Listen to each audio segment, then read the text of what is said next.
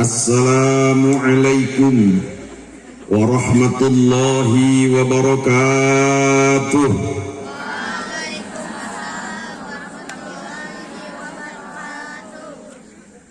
Ibu-ibu cangkel, tunduk,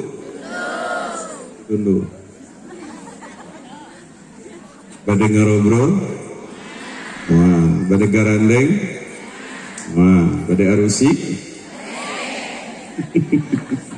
gante mual usi. Tadayana hadir sehat,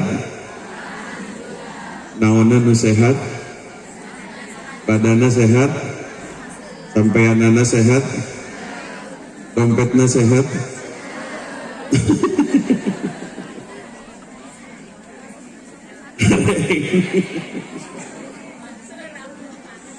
Innal hamdalillah nahmaduhu wa nasta'inuhu wa nastaghfiruh wa na'udzu billahi min shururi anfusina wa min sayyiati a'malina.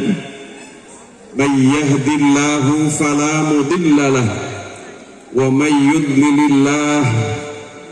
yudlilhu fala hadiyalah. Ashhadu an la ilaha illallah wahdahu la syarikalah wa ashhadu anna Muhammadan abduhu wa rasuluhu la nabiyya wa la rasula ba'dah. Allahumma salli wa sallim ala hadhan nabiyyil karim nabiyyina Muhammadin sallallahu alaihi wasallam wa ala alihi wa ashabihi ajma'in. Hadratul Qurama'i wal Fudala, wabil akhos pengersa sesepuh ieu pasantren, guru urang sadaya Bapak Kiai Oban, urang doakeun mugia pangersa salamina aya dina lindungan Allah Subhanahu wa taala. Jarang sosok kiai anu pemberani. Abi tadi jujur rada ngeleketek wawanianan nyeun acara tiba. Jarang sosok kiai anu pemberani. Urang doakeun mugia salamina aya dina lindungan Allah Rabbul Alamin. Bapak Kepala Desa Niwah Sadaya Rengrengan, Ketua BPD, Ketua LPM, urang doakeun mugia kepala desa salamina dibimbing ku Allah sehingga tiasa nyandak desa Pusakasari anu diberkahan ku Allah. Sesepuh forum silaturahim pondok pesantren, alhamdulillah hadir di tengah-tengah urang. Itu oge tokoh agama, tokoh masyarakat, sadaya wargi-wargi hadirin rahimakumullah. Kaci lamun abdi ngawitan ieu ku pantun. Kacinta ngahaja abdi masuk nyeun pantun lumayan we ai keur nyeun pantun masuk aya nu nyebut ikhlas nyebut cakep tah lumayan da ai teu keur nyeun pantun natara aya nu nyebut cakep teh matak sakalian keur ngaji man ngahaja nyeun pantun amih aya anu nyebut tah gitu pantuna kieu ngalanangka make ragaji. Wah rese gahalku bedog ge ngalanangka manya tapi da ieu mah kudu kitu ngalanangka make ragaji ngaput baju make benang urang Pusakasari rajin ngaji maka hirup jadi tenang laras kitu osok ngaji ngejawab teh pati tarik urang Pusakasari arosok ngaji. Lamun orang rajin ngaji maka hirup jadi tenang. Kaci mun hiji deui lah. Mawa baskom jang wadah baju. Cakep. Ulah hilap jang hadiah. Pasantren Sukalenah makin maju, Pusakasari turun berkah. Amin ya rabbal alamin. Wargi hadirin 15 menit mah rek rada serius heula nya. Sabab ari lamun ayeuna ngaji ti awal geus pinuh ku heureuy engke anu seriusna jadi leungit ngahajalah ieu mah materi utamana wargi Allah teh nyiptakeun aya waktu anu utama aya tempat anu utama dina kitab dibahas aya syarfuz zaman aya syarful makan aya waktu-waktu anu utama di mana hiji jalmi ngadoa bakal diijabah aya oge tempat-tempat anu utama di mana hiji jalmi ngadoa di tempat eta maka doana bakal diijabah pertarosanana iraha ari waktu anu mustajabah iraha ari waktu anu dimuliakeun ku Allah seueur dina kitab keterangan ti Rasulullah salah sawiosna hiji min thulutsayil laili di 2/3 malam ketika sebagian besar jalmi keur hees terang hees lamun eta jalmi nyari ngadoa ka Allah menggetarkan arasnya Allah maka didinya eta disebut waktu anu utama iraha deui waktu nu utama teh bainal adzan wal iqamah di antara adzan sareng qomat maka di antara adzan sareng qomat upami didinya aya qobliyah laksanakeun qobliyah sabada eta lain ngobrol tapi kudu ngadoa aya deui wargi hadis anu diriwayatkeun ku Syaikhaini ieu hadis katampi ti sahabat Abi Hurairah aya waktu anu mustajabah teh salah sawiosna fi duburis shalah dina dubur naon ai dubur teh naon ai dubur teh bujur ai bujur teh naon tungtung fi duburis shalah dina tungtungna salat sabada shalawat sateuacan salam eta teh disebutna duburis shalah matak didinya urang ngadoa gini naon doana Allahumma inni a'udzubika min adzabil qabri wa min adzabin nar wa min fitnatil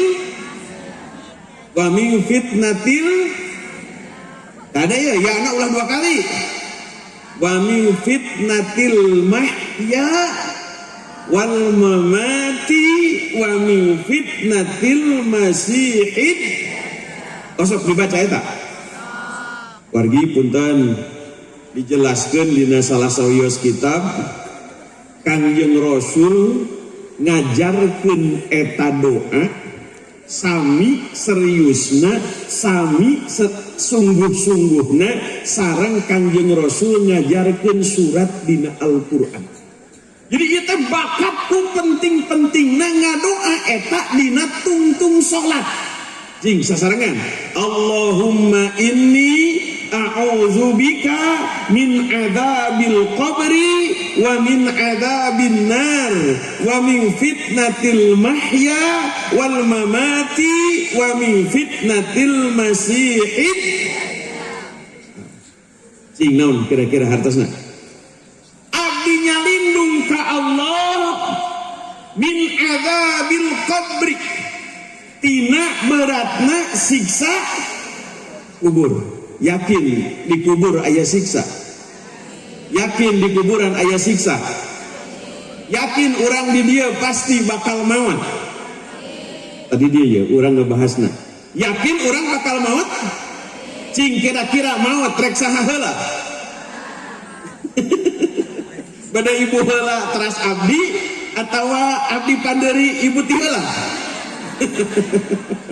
Yakin sadayana bakal maut bahkan punten neangan rumus maut tadi didugikeun cenah judulna abdi nepi ka S3 dan nepi ka ayeuna teu kapanggih nu disebut rumus maut. Ibu terang rumus maut, bapak terang apa rumus maut? Teu cenah cek sebagian jalmi ari maut teh jang jalma kolot leres tuh buktina aya bayi lahir gubrak berarti maot teh lain yang anu kolot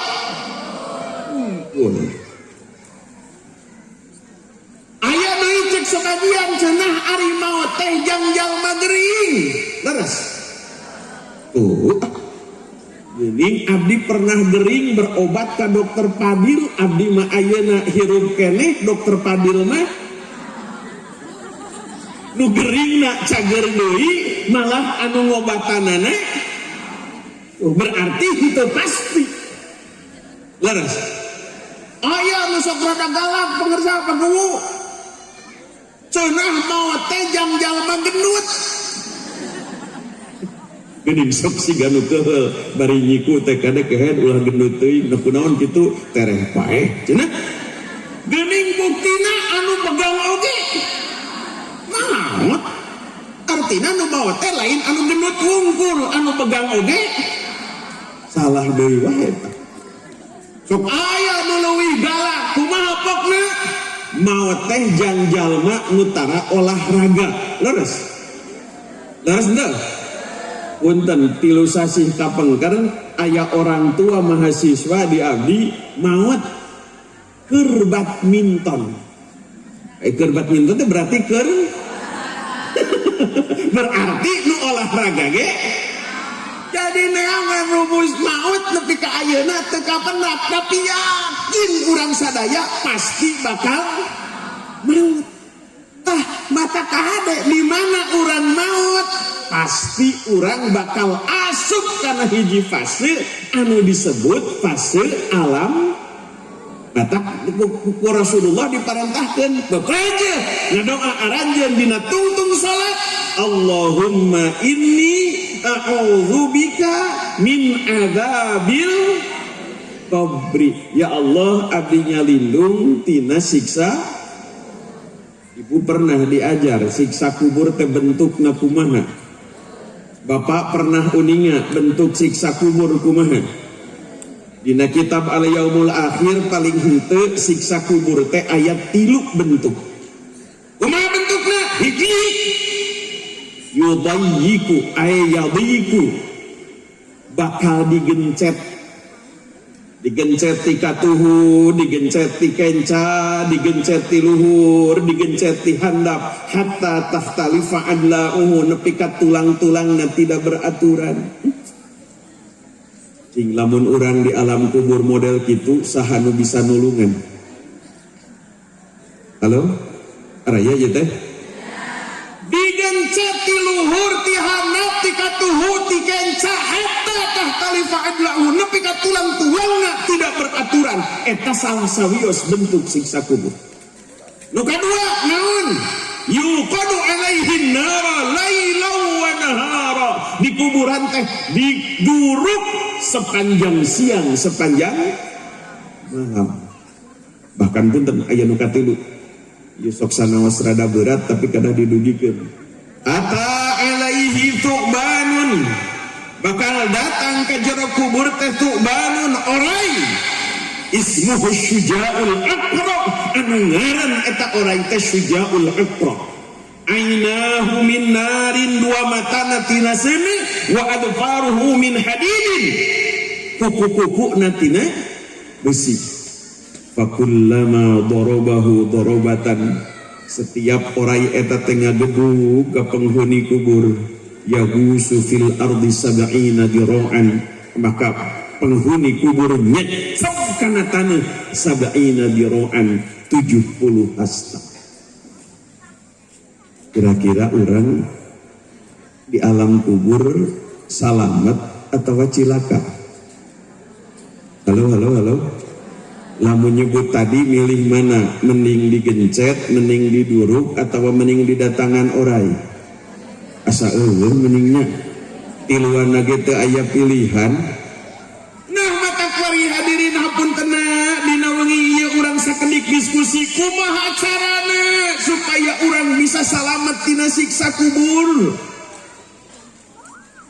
bahkan punten abdi hayang hiji deui naros ari isukan urang begitu di alam kubur wawuh moal jeung nu hareupeun wawuh moal jeung nu gigireun wawuh moal jeung nu tukangeun cing punten dibuka ku dina Quran surat Ali Imran ayat 170 jeung ayat 171 sok dibuka di dinya dina eta yastabsyiruna binikmatin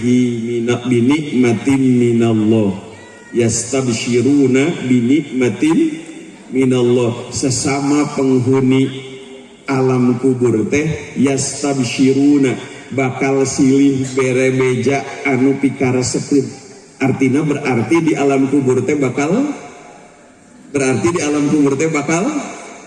wawuh bapak silih bejaan silih anjangan ngan kahade masalahna teu sadaya jalmi nu di alam kubur bisa kitu sabab aya jalmi anu disiksa dina jero. Aduh wargi punten isukan teh di alam kubur teh aya nu digigireun asalna siksana berat jadi hampang aya nu hareupeun asalna kenging nikmatna teh biasa-biasa jadi beki seueur. Ai urang kira-kira kumaha di alam kubur, cici angger atau beki berat? Halo ai urang angger atau beki berat? Tergantung bisa beki berat namun urang boga dosa jariah gaduh naon? Dosa ari dosa jariah teh kumaha? Dosa geus teu dilakonan ku urang tapi dosana masih kene ngocor eta dosa. Contohna kumaha eta ari ngarankeun dosa jariah? Contohna kumaha ari dosa jariah? Ari bapak teder kalah nyieun alat yang keur ngadu muncang. Ari geus nyieun alat yang ngadu muncang teh ngadon maot, ai alatna teh aya keneh. Urang geus maot, ari alat ngadu muncangna masih keneh aya dipake ngadu muncang ku batur. Urang nama geus maot ternyata alat nu dijieun ku urang masih keneh dianggo. Tah lamun kitu eta urang geus teu migawe geus teu milu ngadu muncang tapi dorakana masih keneh eta nu disebut dosa jariah. Wargi hadirin kahadeng ya urang mah asana dosa jariah moal posik nu terpenting mah begitu di alam kubur kumaha carana supaya urang salamet. Leres kitu. Nah naon atuh Ustaz carana supaya urang salamet? Tah di dieu urang mimitian. Lamun urang hoyong salamet berdasarkan hadis anu sahih salah sawiosna lain hiji-hijina salah sawiosna urang kudu boga budak anu soleh. Ini teh si itu dosana ngurangan, si ieu siksana beuki hampang, si ieu nikmatna beuki jangkung. Ditanya, nah geuning anjeun mah euy di alam kubur teh dosa teh beuki ngurangan. Nah geuning anjeun mah di alam kubur teh nikmat ti Allah teh beuki nambahan. Kumaha waleranana? Abdi mah gaduh pun anak setiap ba'da salat ngacerit ka Allah. Rabbighfirli wali walidayya warhamhuma kama rabbayani, atawa ngajerit ka Allah na teh Rabbana gfirli wali walidayya walil mu'minina yauma yaqumul. Lamun ayeuna model kitu mah urang aya di alam kubur geus teu bisa kukumaha tapi kusabab anak ngadoa ka Allah menggetarkan arasnya Allah memohon agar Allah mengampuni dosa-dosanya, maka urang aya di alam kubur dosa berkurang karena sikap anu jadi anak. Hoyong urang gaduh budak jiga kitu, hoyong gaduh katurunan siga kitu. Lamun hayang boga katurunan siga kitu kira-kira kudu dikumahakeun, diusahakeun, diikhtiarkeun atawa diingkeun? Diikhtiarkeun. Matak alhamdulillah Bapak Ibu wargi-wargi bapak ibu percanten nitipkeun putrana, nitipkeun putrina, nitipkeun katurunanana di ieu lembaga, di ieu pasantren, di ieu sakola, maka insya Allah mudah-mudahan budak ibu, bapak ibu, katurunan ibu sadayana jadi anak incu katurunan anu hoyong gitu, hoyong budak soleh. Aduh, bapak ngarankeun budak zaman ayeuna karunya naona sagala rupa penuh tantangan, penuh ancaman. Ya abdi rek bahas tina sisi kesehatan. Barudak ayeuna mah tina dahareun wae Gusti Robi karunya leres. Leres Bu. Bapak tina dahareun we. Pan ayeuna mah terjadi perubahan beda paku wujung zaman urang. Atuh ulah-ulah ning kitu ngaran dahareun we robah. Aya budak datang abi minta uang. Jang naon? Mau jajan naon? Popcorn.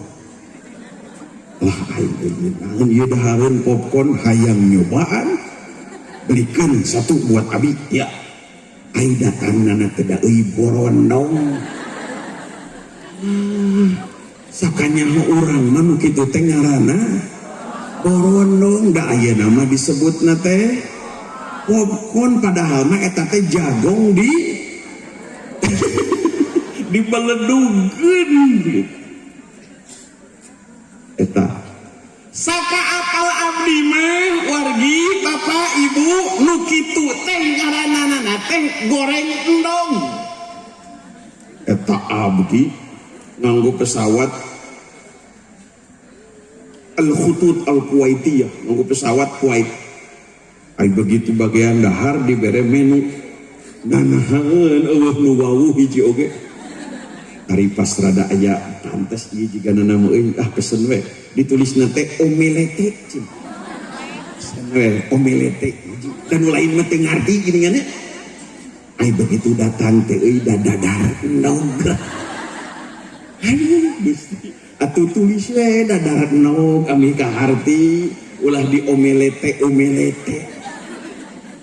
Dahareun wargi punten aya deui saka apal abdi mah nu kitu teh ngaranana teh pasakmi. Budak ayeuna mah nyebutna teh lain pasakmi ieu atuh naon spaghetti. Pesen we diajak ku budak bi makan ka ditu naon. Geus teu ngarti we. Naon tulis spaghetti dadatang teh pasakmi. Aduh Gusti Robi. Jadi wargi punten ya barudak kurang teh ayeuna terancam dengan makanan. Kunaon sabab makanan yang dimakan oleh anak-anak kita lamun ngangge standar kesehatan hari ini cukup berbahaya bagi mereka. Eta aya anu disebut bahan tambahan pangan, disebutna BTP. Ibu pernah nguping aya nu disebut boraks? Ibu pernah nguping aya nu disebut formalin? Bapak pernah nguping aya nu disebut rodamin? Iya kadang-kadang ku anak urang, ku incu urang ieu dikonsumsi. Naon ieu masalahna kade? Ngarankeun borak, ciri makananana jadi lebih kenyal. Kumaha? Lebih kenyal. Eta lamun nganggo boraks. Ibu meuli tahu teh bodas. Lamun teu nganggo borak diadratkeun ti luhur ka handap gedling, tahu teh kuduna urai pepes. Tapi lamun ngangge borak begitu dilagrakeun ka handap tung kumpat siga bola backlash, maka boleh jadi eta mengandung boraks. Mengandung formalin. Ayo formalin kumaha? Makanan terlihat lebih putih. Langkung kumaha? Leuwih bodas. Geuning pernah ibu aya dua tukang cilok, nu hiji bodasnya cas, nu hiji bodas semu geuneuk warna aci. Ibu milih nu mana? Tah sak bohong. Ya, aya 2 cilok, nu hiji bodas ngacas bersih, nu hiji rada geuneuk, ibu milih di mana? Milih anu geuneuk, nu bodas mah boleh jadi didinya mengandung formalin. Aya oge naon? Rodamin mah dina minuman, warnana teh koneng, nepi ka budak teh hayang nyobaan, beureum, aya segala rupa. Kadang-kadang pewarna baju, punten eta bahan tambahan pangan. Cek ibu, cek bapak, ustad, nah naon sih bahayana bahan tambahan pangan? Ieu nu hoyong dibahas. Ibu, bapak, bahan tambahan pangan lamun dikonsumsi dengan tidak bijak, nu diganggu teh naon?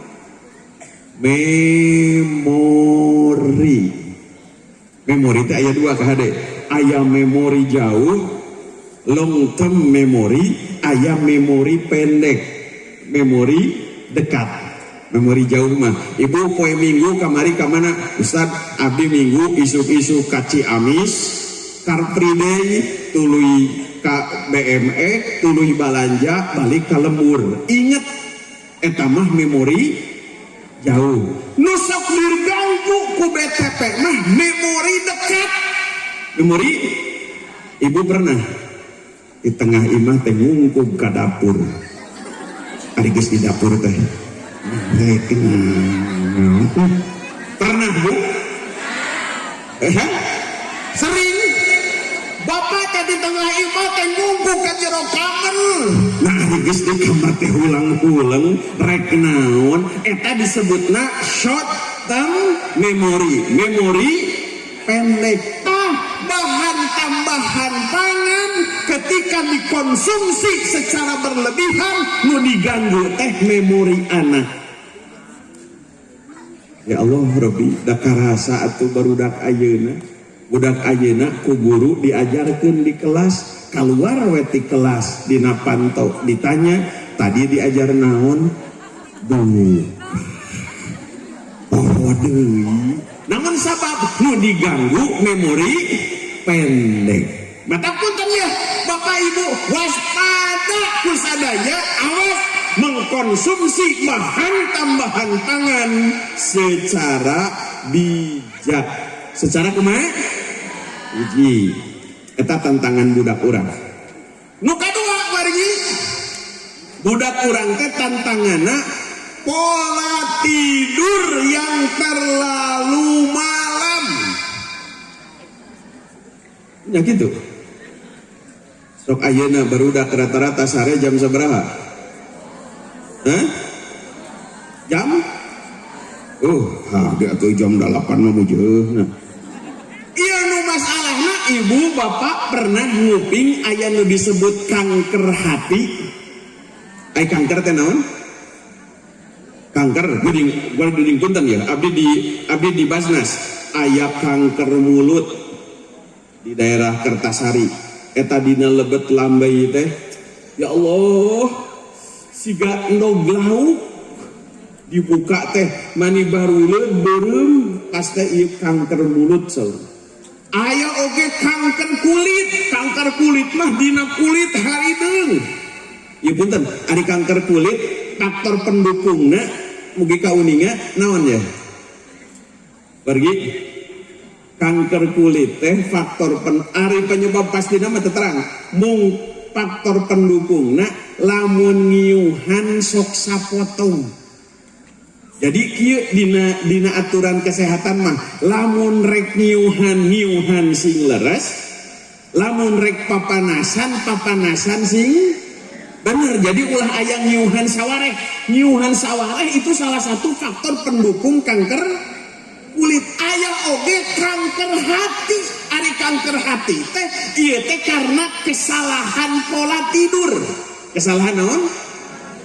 Punten ye wargi ari taneuh nu ku urang di Cicingan eta teh jam 10 kaditu ngaluarkeun racun. Ngaluarkeun naon? Racun. Tapi engke di 2/3 malam berubah taneuh teh jadi ngaluarkeun obat. Aduh, Masya Allah, ya Islam agama nu istimewa. Jadi lamun jam 10 ngaluarkeun racun, beuki peuting, beuki perih, karasa nafas teh beuki perih, naon sabab racun beuki loba. Tapi engke begitu 2/3 malam, ti jam 2, jam 3, taneuh teh ngaluarkeun obat. Tah yeuh lamun nu sarena teu bener, aneh. Ari taneuh ngaluarkeun racun, bentak.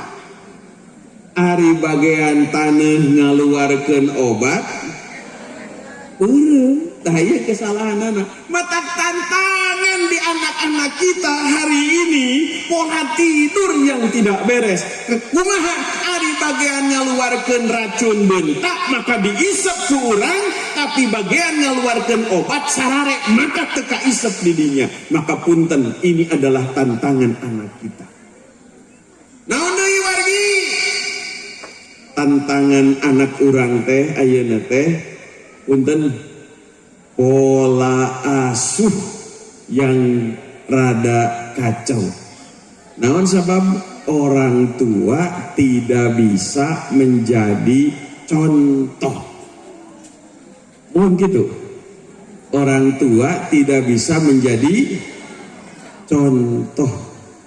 Aduh, udah kadang-kadang atuh da kolot ayeuna mah ya Allah, Robi komo ye punten. Neng ujang-ujang anu rumah tanggana anyar gini. Kadang-kadang ngarankeun budak teh teu dicontohan bener ku indungna, teu dicontohan bener ku bapana. Kapan aya teh kira-kira diurug di Pusakasari. Anu kumaha? Geuning salaki ari di luar imah dikenal bager, ari di jero imah dikenal koret. Aya salaki nu kitu. Aya teu? Tokono mangarankeun di luar imah wah si eta mah berehan.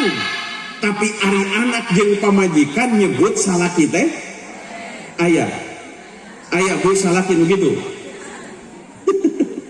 Tokono mah ari anak minta duit eueuh, pamajikan minta duit eueuh. Tapi lamun aya dangdut eta ka artis. Aya kira-kira tarik teuing. Aya oge tipe salaki ari ka batur mah pemaaf, ari ka anak jeung ka pamajikan mah pemarah. Gening isukan begitu pakuwu ieu CF pan seueur nu maju engke teh aya nu datang, mangga akang cocok janten kepala desa. Nah kumaha gitu, da akang mah bijaksana tara ambek. Ajek pamajikanna teh tara ambek. Kusabab apana ngarankeun salakina teh tukang, padahal kuduna mah memeh ambek ka anak jeung ka pamajikan ge kudu bisa ngajaga diri. Ulah ari ka batur bager, ari ka anak jeung ka pamajikan galak. Bapak cing mun di pikiran ari bapak milu ngalahirkeun nu jadi istri. Henteu, bapak milu ngurus nu jadi pamajikan baheula. Anu ngalahirkeun mitoha urang, anu ngurus pamajikan mitoha urang mah datang di mana geus jebrong. Bapak manawi ka anggo ieu abdi bade menghukum ka tuang putri ceuk mitohaeun teh. Ujang kumaha si neng nawe ari kersaeun jung. Aduh eta nu ngaran mitoha nya bageurna. Salaki mah teu pernah milu ngurus, teu pernah milu nyakolakeun, teu pernah milu ngobatan lamun gering. Da ari geus diakadan mah nuturkeun kanu jadi salaki teh sugan ku pimitohaeun teh dicaram kade tong milu da maneh mah dilahirkeun ku emak, digedekeun ku bapak, diurus ku emak jeung ku bapak. Tong milu ka salaki sia cicing di dieu urus emak jeung bapak. Henteu nu jadi mitoha teh jika dituturkeun salaki maneh dituturkeun. Nah, atuh ari di imah urang dicarekan, dibelekasakeun titah di gawe.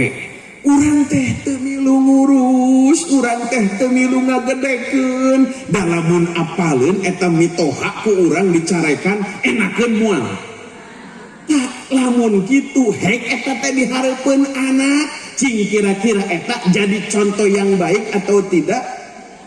Tidak. Makanya waspada, orang tua kudu bisa jadi contoh yang baik. Ulah kena-kena aya maaf bapak ibu, ulah kena-kena lah gampang ke kari minta maaf we. Ulah kena-kena aya maaf, sebab maaf tidak menyelesaikan masalah secara utuh. Setuju atau henteu? Setuju atau henteu? Salaki ngambek blower weh eta ngarankeun kaca pepeus. Jadi latih salaki sadar datang ke pamajikan, mama maaf papa tadi kondisinya khilaf sedang marah. Cing lamun salaki minta maaf eta kaca nu pepeus napel deui atawa henteu? Salaki ngambek blower tipi pepeus. Aing geus lila sadar nah aing pedah naon euy tipi pepeus. Terus we kumaha? Minta maaf, maafkan papa tadi papa sedang lupa. Cing lamun nyebut maaf eta tipi anu ruksak jadi alus deui. Jadi ulah kena-kena aya maaf nganggap semua masalah selesai. Tah ieu nu paling hesenana mah lamun ibu jeung bapak pasea dihareupeun nu jadi anak berbekas di hadapan anak. Betak awas ngarankeun pasea ulah sakali-kali dihareupeun nu jadi. Lamun ayeuna bapak ibu pasea urusan bapak jeung ibu anak apal, maka boleh jadi menjadi kesalahan pola asuh. Kesalahan pola di mamalah pun dan Pak Kiai aya ibu-ibu datang ke imah cerik. Kunaon ibu cerik di imah kuring? Abdi teh gaduh budak kakarage kelas 3 SD nganjuk ka warung 220.000. Abdi teh napedahna budak bisa nganjuk kitu teuing anak aing mah bangor nyokotan barang we. Ari ku abdi teh ditanya, pernah ku ibu dititah nganjuk? Ari pokna teh sering cenah. Jeung ka ditu nyandak heula wartoskeun we engke ku mamah dibayar. Kan tanpa sadar tersimpan di dalam otakna, oh lamun butuh barang mah bebeja we engke dibayar ku mata unggal waktu nyokotan barang ka warung disangkana kitu eta anu disebut kesalahan pola. Jadi kahartos teh ya. Jadi ayeuna budak urang teh hiji kesalahan pola makan, nu kadua anak urang teh kesalahan pola tidur, nu katilu anak urang teh kesalahan pola asuh. Malah naon deui masalahna wargi? Punten. Barudak urang teh ayeuna terancam ku lingkungan anu amburadul. Entak alhamdulillah di Ciamis terek aya grup naon koloran teh lain koloran di kolor ieu mah color run dibacana koloran. Alhamdulillah MUI parantos nolak, FSPP oge nolak, HMI oge nolak, urang oge kudu nolak hadirna koloran di Ciamis. Sebab ia boleh jadi mengundang murka Allah Subhanahu wa ta'ala.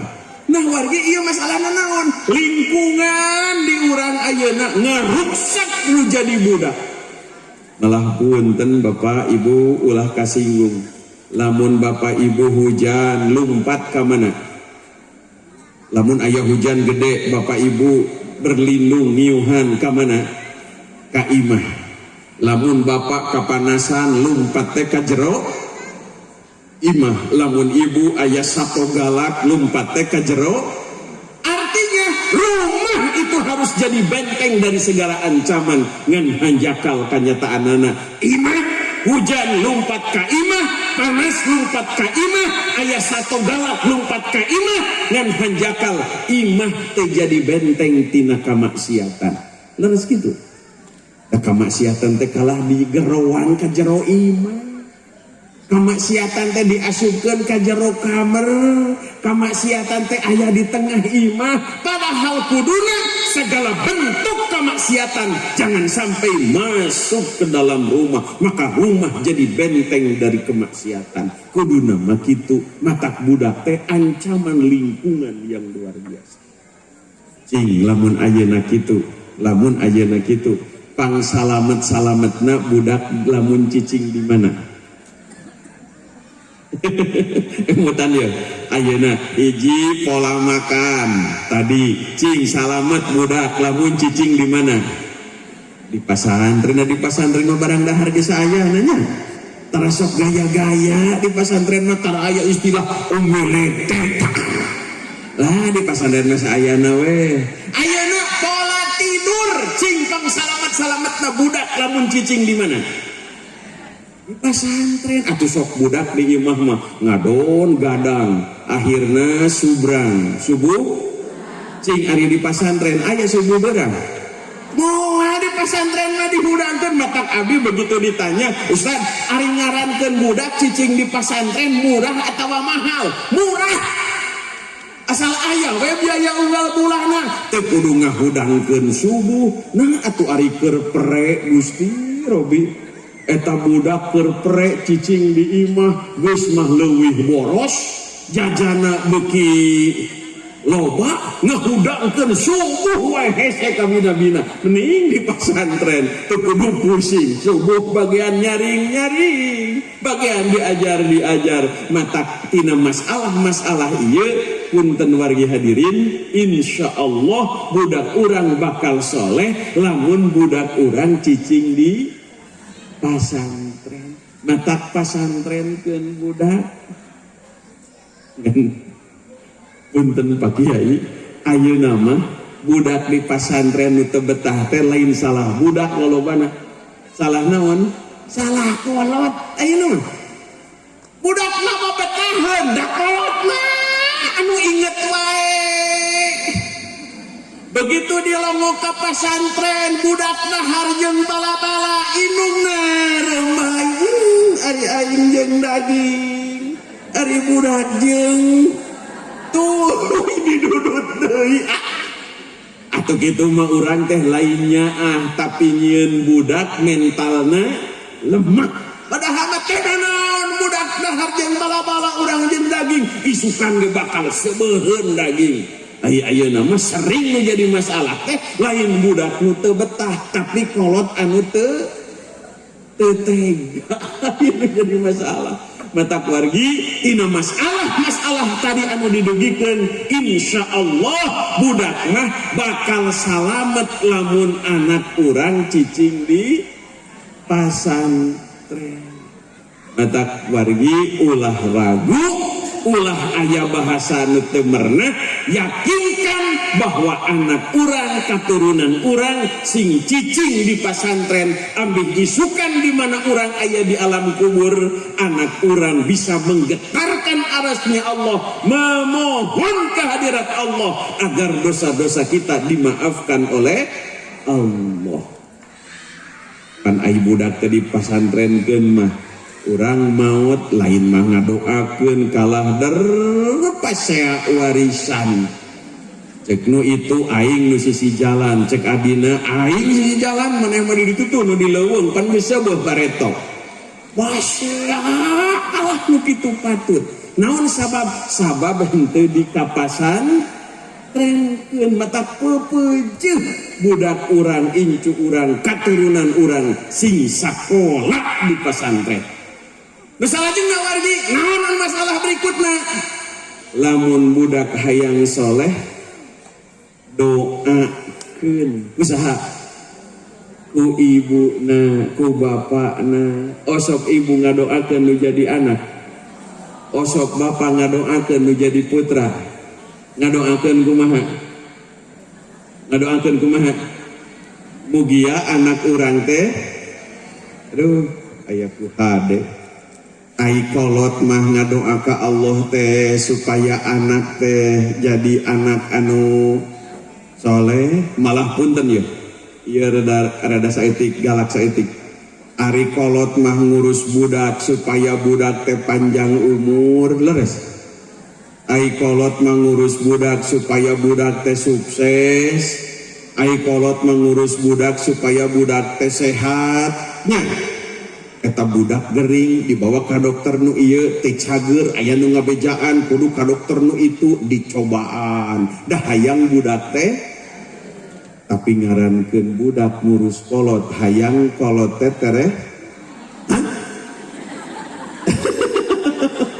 So ari kolot mah ngurus budak teh hayang budak teh panjang umur, ari anak mah ngurus kolot teh hayang kolot teh birakunya.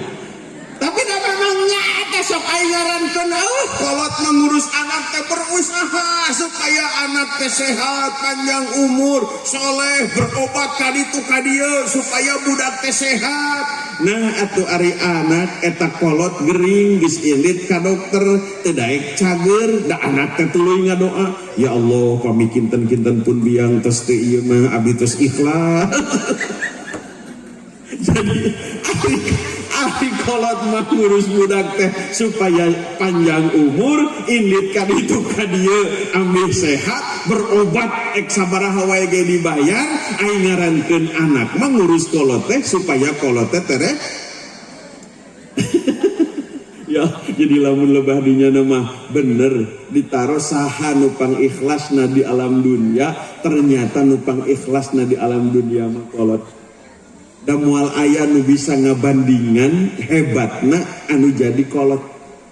Ya Allah Rabbi abdi jam 1 jam 2 demam abdi nuju di MI demam eta emak jam 1 jam 2 ka dapur ngeureut bawang tuluy diminyakan bawang digalo-galo dibalurkeun jam sabaraha eta teh jam 2 begitu kok teh emak atuh geura bobopan geus wengi kumaha pokna sok bageur mama cantun nu Masyaallah Rabbi eta pengorbanan anak kanu jadi pengorbanan kolot kanu jadi anak eta enjing punten ya pakuhu matak abdi ayeuna awak ibu katingalina abdi langsung atau langsing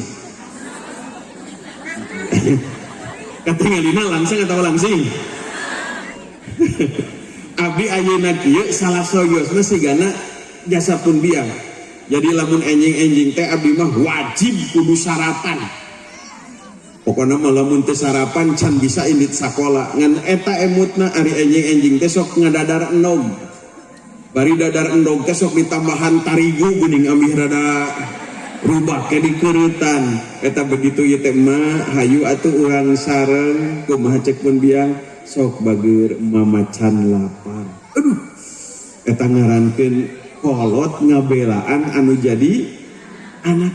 Bahkan punten sekitar sasasi kapengker abdi ngisi pangaosan di Indihiang eta begitu ningali angkot Ciamis Tasik sanes angkot mobil carry gini anu Ciamis Tasik teh eta abdi ujung-ujung ceurik emut kanu jadi emak ceunah cek bapak emak teh pernah nangis sapanjang jalan ti Tasik nepi ka Kawali.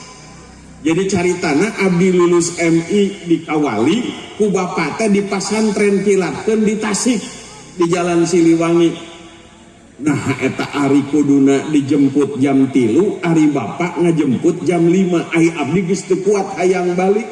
Pan abdi begitu itu teh pasalingsingan abdi mah geus balik kana angkot ari ngarankeun emak jeung bapak mah kakara nepi ka ditu begitu nepi ka pondok abdi geus teu aya eta ceunah cek bapak emak nangis di Tasik nepi ka Kawali da maklum ieu budak hiji-hijina malang ari abdi di pikiran aing asa can pernah yang ciri kanu jadi indung ya Allah jadi kanyaah indung kanu jadi anak teh masyaallah.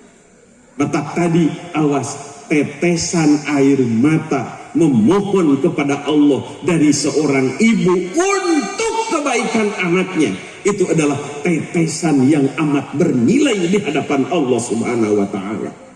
Mata tadi ngadoa, mata geuning punten aya dibahas aya tetesan orang tua anu moal bisa kabalas kudu jadi anak hiji tetesan air ketuban begitu lahir teh geuning air ketuban teh dibelah kencer tetesan eta bisa moal eta kabayar kudu jadi anak moal begitu ngalahirkeun da budakna gede atuh da indungna resep pisan ngadahar es krim budakna teh 3 kilo 7 ons atuh pas ngaluarkeun teh kudu di episiotomi saeutik dibedel atuh keluar getih tetesan darah ketika melahirkan rek bisa kabayar kudu jadi anak moal begitu beres eta anak teh kudu disusuan eta 2 tahun disusuan cing kira-kira anak nyusu kan jadi indung lamun kudu mayar rek mayar sabaraha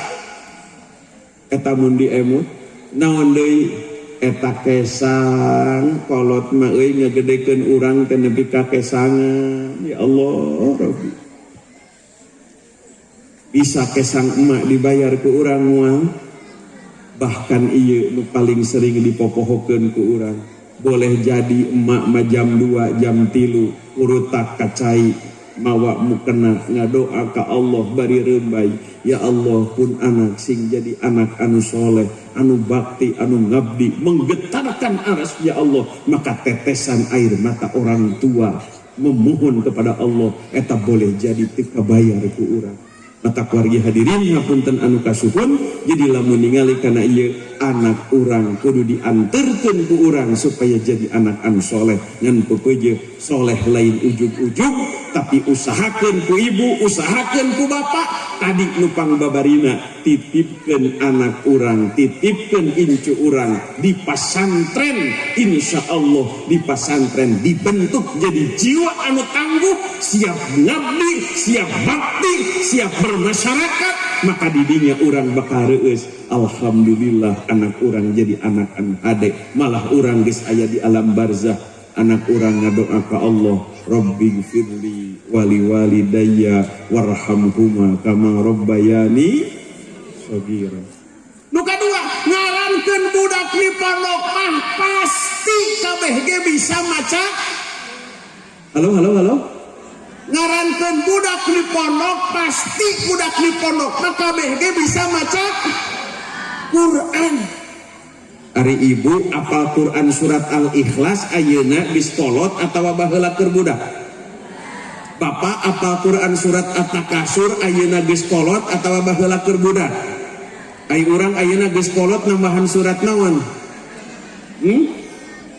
dan nambahan surat kawin we hungkulnya teu nambahan matak ayeuna ngarankeun budak di pondok pasti bisa baca Quran naon atuh untungna lamun budak bisa baca Quran dina hadis man qara al-Quran sing saha jalmi anu maca Quran sing untungna jang saha yang indung bapana ul bisa walidahu tajan kata indungna teh di mana indung bapana teh mana indungna ye budak sok maca Quran ya abdi disauran dianggokeun tajan mahkota dau'uhu kadia isyams mahkota nate bercahaya seperti cahaya matahari wa ul bisa hullatani di anggoan dipasangkeun anggoan anu hebat naros ya Allah geuning abdi bisa kieu diwaler ku Allah ieu teh dipangmawakeun ku anak anjeun sabab anak anjeun rajin daek maca Quran duh masyaallah rabbi tak alhamdulillah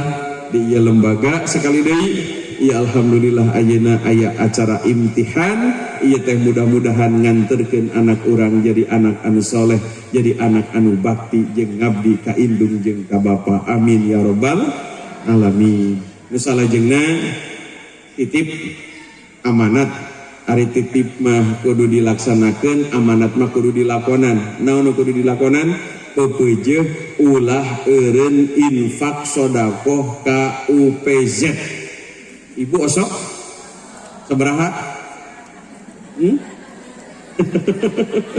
ibu lamun ibu gaduh dompet eusina aya 100.000 aya 50.000 aya 20.000 aya 10.000 aya 5.000 aya 2.000 nu ti UPZ datang nu mana nu dipasikeun halo Ibu teh dina dompet teh 100 ribuan aya, 50 ribuan aya, 20 ribuan aya, 10 ribuan aya, 2 ribuan aya.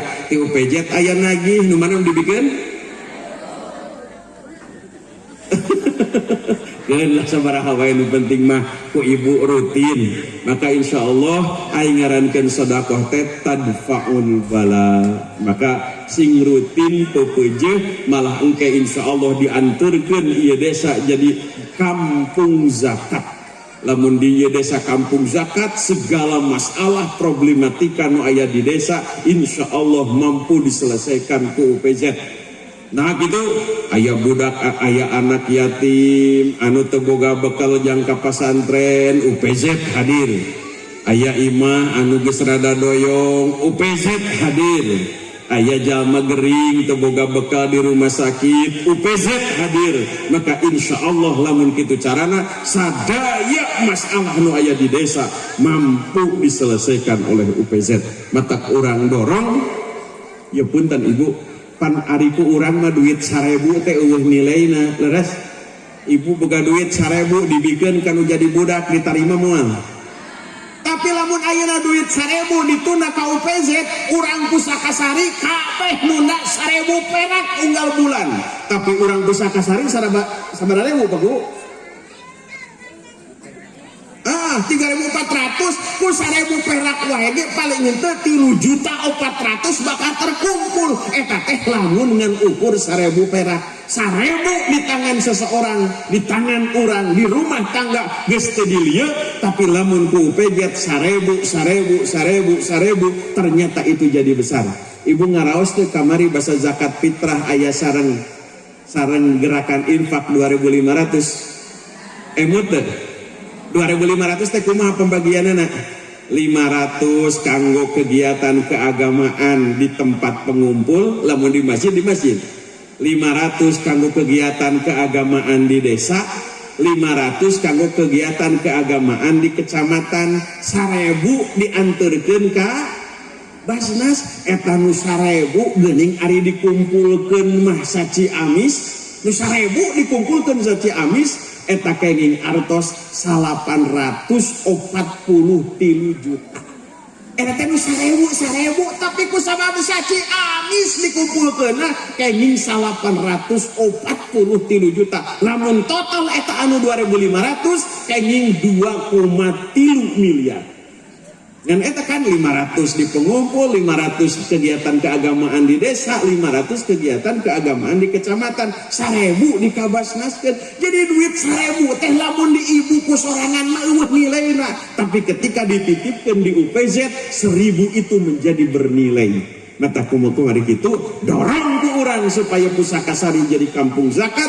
Insyaallah semua masalah nu aya di desa insyaallah bakal mampu diselesaikan ku ngaranna UPZ, di mana didorong ku sadaya agniana bersatu, pengusahana bersatu, masyarakat bersatu. Insyaallah di mana ia bersatu maka Allah nurunkeun keberkahan nu aya di langit nu aya di bumi. Amin ya rabbal alamin. Wargi apuntenna rupina sakitu nu tiasa kapihatur, mudah-mudahan aya manfaat kanggo sadaya. Abdi masihan semangat ka sadaya kumaha carana supaya urang nganterkeun anak urang, incu urang, katurunan urang supaya ka pesantren anu mudah-mudahan anak incu katurunan urang jadi anak incu katurunan anu soleh. Katur nuhun, nasrun minallah wa fathun qarib wa basyiril mu'minin. Wassalamualaikum warahmatullahi wabarakatuh.